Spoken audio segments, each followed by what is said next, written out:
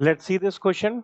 ये क्वेश्चन में हमें दिया है rubber cord of length L is suspended vertically. Density of rubber is capital D and Young's modulus is capital Y.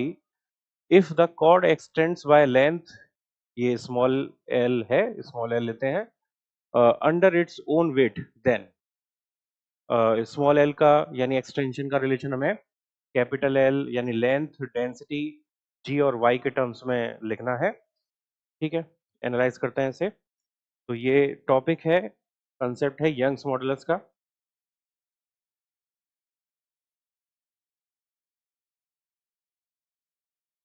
Young's modulus of elasticity.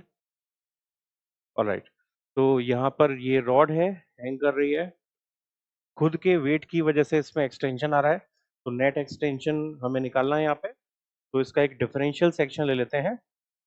ये late से हमने differential section ले लिया dx, इसमें कुछ एक्सटेंशन आएगा और इसका मास लेट से dm है, ये dm हो गया। नेट एक्सटेंशन स्मॉल l मान लें तो यहाँ पर एक्सटेंशन हो जाएगा dl, dl यहाँ पे एक्सटेंशन है, लेट्स अज्यूम। ठीक है, तो इसमें पहले हम फॉर्मूला लगाते हैं। तो यहाँ पे फॉर्मूला लगाएंगे तो यहाँ पे फोर्स निकालना पड़ेगा, तो फोर्स यहाँ पर ये नीचे वाला जो पार्ट है इसका, ये फोर्स लगा के इसको खींचेगा। तो मैं इतने पार्ट का यहाँ पे फोर्स वेट चाहिए, तो ये लेंथ हम यहाँ से मेजर कर रहे हैं, इसको x मानना पड़ेगा, हमें x ले लेते हैं। तो इसका जो वेट आएगा पहले वो चेक कर लेते हैं। तो इसका जो वेट होगा वो हो जाएगा mg, टोटल मास m है अगर, तो mg divided by l into x, l इसकी टोटल लेंथ। तो अगर टोटल लेंथ l है तो इसका जो मास है वो लेंथ के साथ यूनिफॉर्मली डिवाइड होगा, तो सिर्फ इतने पोर्शन का जो मास है वो ये आ जाएगा, या वेट जो है वो ये आ जाएगा, इस पोर्शन का weight. Total weight divided by total length into जितनी लेंथ का हमें कैलकुलेट करना है। ठीक है, अब इसके अलावा हमें नेट एक्सटेंशन यहाँ पे कैलकुलेट करना है, तो उसका रिलेशन देख लेते हैं। नेट एक्सटेंशन का रिलेशन होगा, नॉर्मली फॉर्मूला होता है F into L divided by A into delta L या small l equals to Y. ये फॉर्मूला है यंग्स मॉडुलस का। अब यहाँ पर F की जगह W ये आ जाएगा, एरिया कांस्टेंट है तो एरिया की जगह एरिया रखेंगे, और बाकी लेंथ L है वो आ जाएगी यहाँ पे।